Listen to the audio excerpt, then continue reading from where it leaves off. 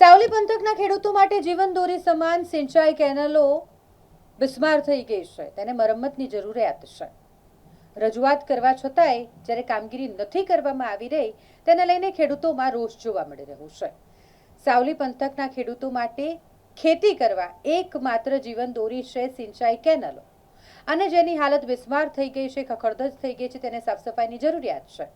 દર બીજા શનિવારે જિલ્લા કલેક્ટર કચેરીએ સંકલનની બેઠક મળે છે, અને આ સંકલનની બેઠકમાં સાવલીના ધારાસભ્ય કેતન ઇનામદાર દ્વારા આ મુદ્દો પણ ઉઠાવવામાં આવ્યો હતો.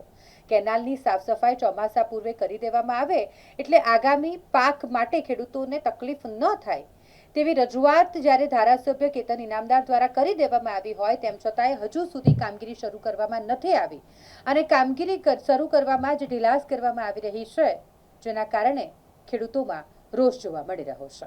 સાવલીના ધારાસભ્ય કેતન ઇનામદારે સાવલી અને ડેસર તાલુકાની સિંચાઈ કેનાલો, સબ કેનાલો અને ખેતરો સુધી પાણી પહોંચાડતા ધાડિયાઓની સમયસર સફાઈ અને મરમ્મત કરવાની રજૂઆત કરી હતી.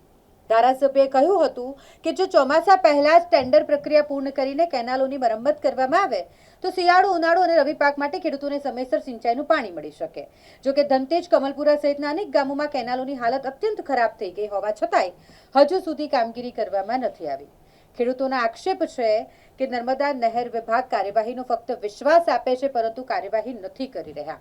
વિભાગના નાયબ કાર્યપાલક ઇજનેરે જણાવ્યું કે જ્યાંથી ફરિયાદો મળી છે ત્યાં સ્થળ પર સર્વે હાથ ધરવામાં આવ્યો છે. સર્વે બાદ અંદાજિત ખર્ચ તૈયાર કરી મંજૂરી મેળવવામાં આવશે, અને ટેન્ડર પ્રક્રિયા પૂર્ણ થયા બાદ કેનાલોની સાફ સફાઈ અને સમારકામની કામગીરી શરૂ કરાશે. ખેડૂતોની માંગ છે કે કાગળ પરની કાર્યવાહી કરતા વહેલી તકે જમીન પર કામ શરૂ થાય, જેથી આગામી સિઝનમાં સિંચાઈના પાણીની કોઈ અછત ન સર્જાય. સાવલી અને ડેસર પંથકમાં ખેડૂતો માટે સિંચાઈ કેનાલો જ ખેતીનો આધાર છે.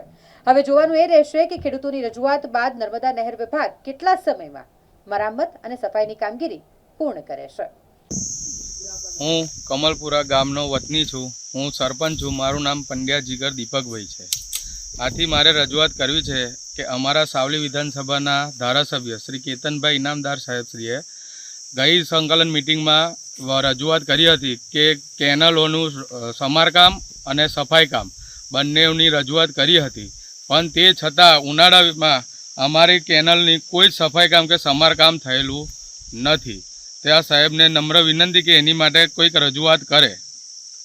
ખરેખર પાણીની જરૂરત ક્યારે હોય છે ખેડૂત? ખરેખર પાણીની જરૂરત દિવાળી પછી હોય છે, પણ જ્યારે જરૂરિયાત હોય છે ત્યારે કશું જ કામ એ નથી થતું ને ત્યારે કેનાલો બંધ કરીને સમારકામ કરે છે, અને અત્યારે જ્યારે જરૂરિયાત છે ત્યારે એ લોકોએ કશું કામ કરેલું હોતું નથી. ખાલપા સાહેબ જે છે એમને રજૂઆત કરેલી છે, અહીંયાથી આ પારો કરવાનો એની જગ્યાએ આ ધારીઓ કરી અને એને પાણી વહેતું મૂકી દીધું છે, પણ એનું કોઈ નિરાકરણ લાયેલા નથી. સાહેબને અમે 5 થી 6 વાર રજૂઆત કરેલી છે, સ્થળ પર પણ બોલાયેલા છે, પણ એની કોઈ જ એમને નિરાકરણ લાયેલું નથી અમારા ગામનું.